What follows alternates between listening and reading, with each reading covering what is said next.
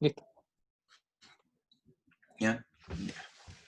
Un saludo alumnos, vamos a grabar lo que es la clase 19, vamos a mostrar la clase 19, un pequeño resumen, eh, tal vez vamos a avanzar un poquito rápido, pero es para que tengan un atisbo de lo que es la clase, de lo que pasamos esta semana y no se lo pierdan, ¿ya?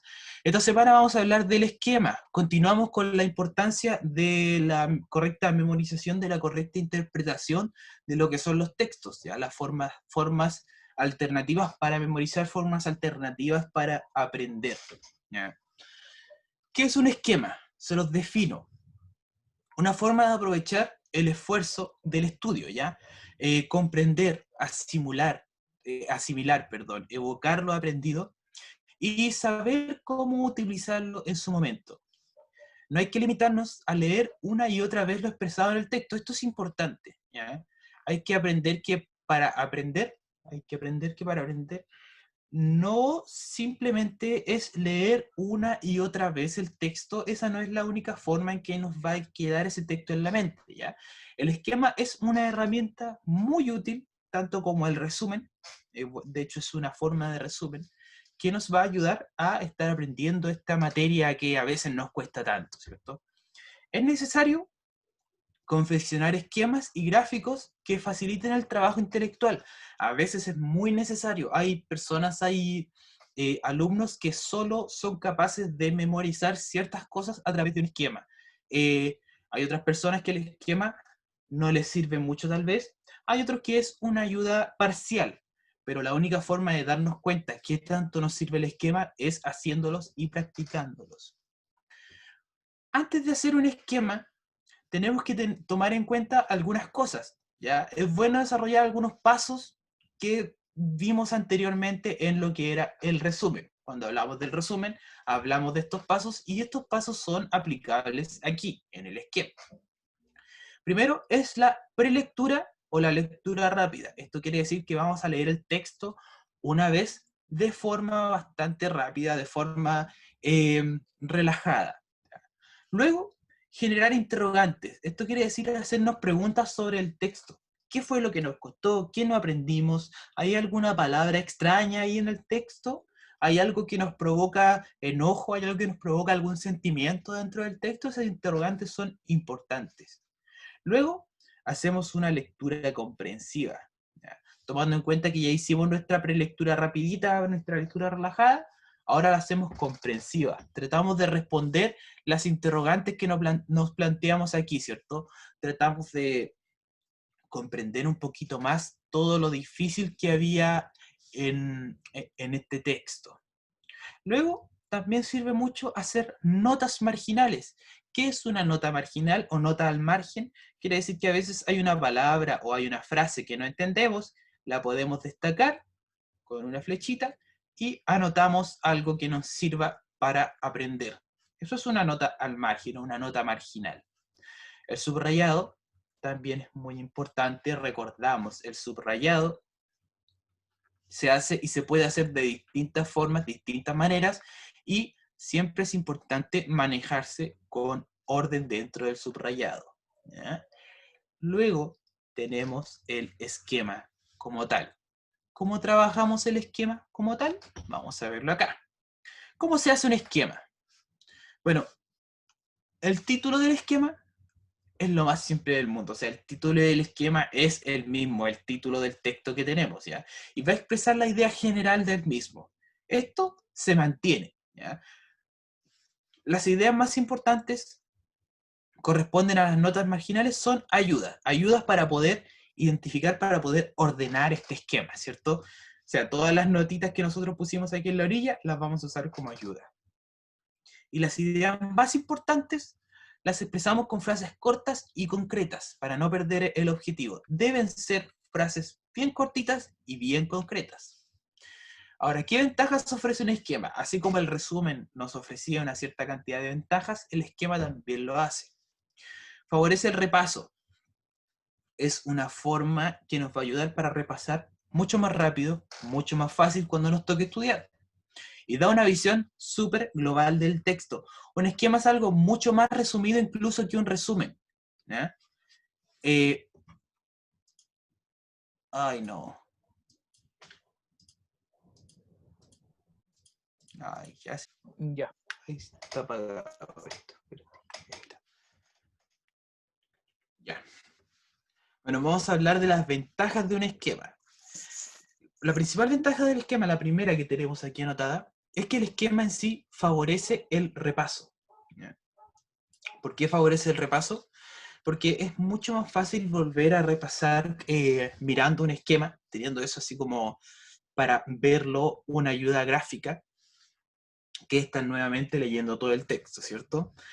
Por lo mismo da una visión global del texto. El esquema, al ser tan general, al ser tan global, es muy fácil identificar de qué trataba todo el texto mirando un esquema bastante reducido, ¿cierto?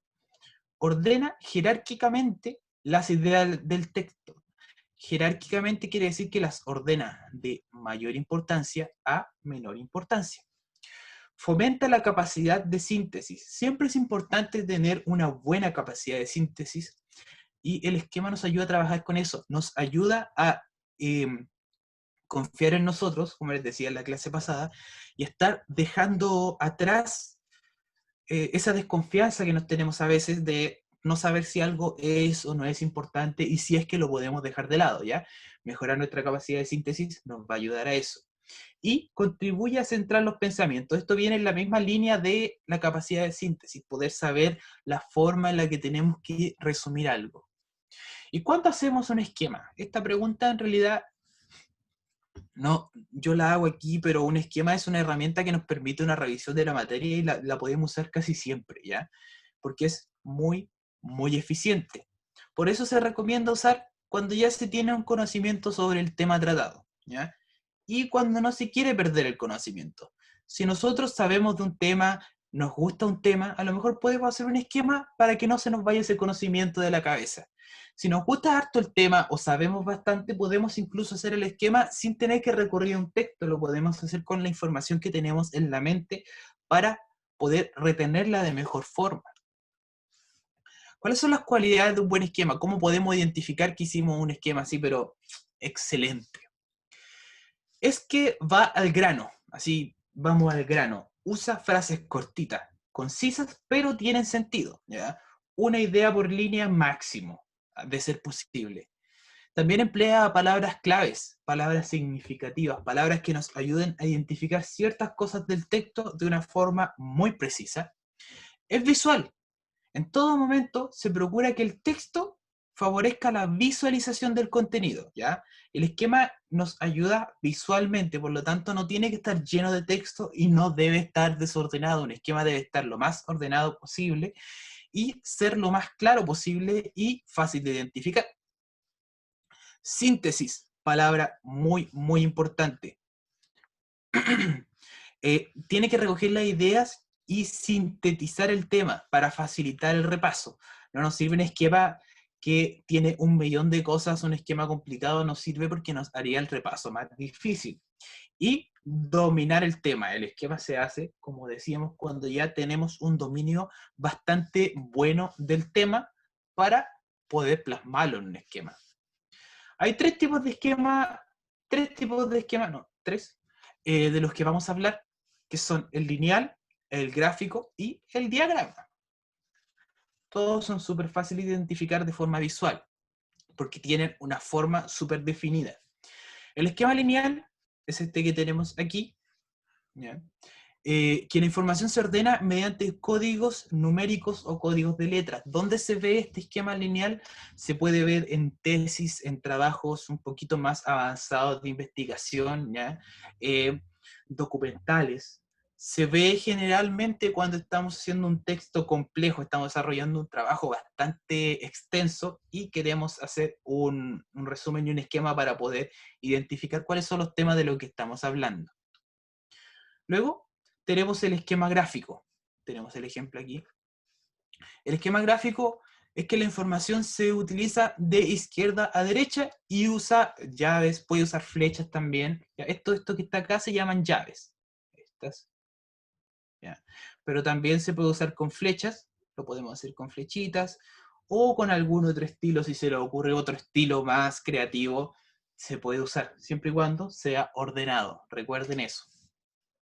Y finalmente tenemos este, que es el diagrama, que se le dice mapa conceptual también, que es el que en general se ubica un poquito más, ¿cierto? El que se usa un poquito más, que se ve bastante en los libros de texto, eh, y en algunas clases se usa bastante para estudiar. Se organizan los contenidos de arriba a abajo y se utilizan flechas, ¿ya? Además de las flechas que tenemos acá, estas, que no son flechitas, son líneas, pero se puede usar flechas, tenemos estos de aquí, que son los conectores, que son pequeñas frases, palabras que nos ayudan a ir identificando el contenido. Por ejemplo, la materia, el conector dice, está formada por átomos, ¿ya? Siendo átomos lo importante, que están formados por núcleo y corteza. Estos conectores son importantes para darnos contexto hacia lo que estamos uniendo, ¿ya?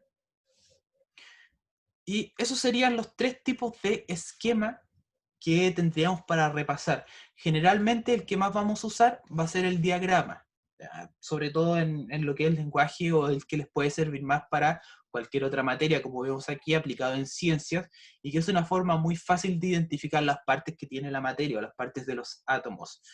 Y se puede identificar todo eso, lo que diría una página del libro de texto de ciencias, en un esquema de 4 o 5 cosas, ¿ya? Eso sería la clase de hoy, chicos. Espero que estén bien, que la próxima clase asistan y nos vemos. Corte nomás, estimado.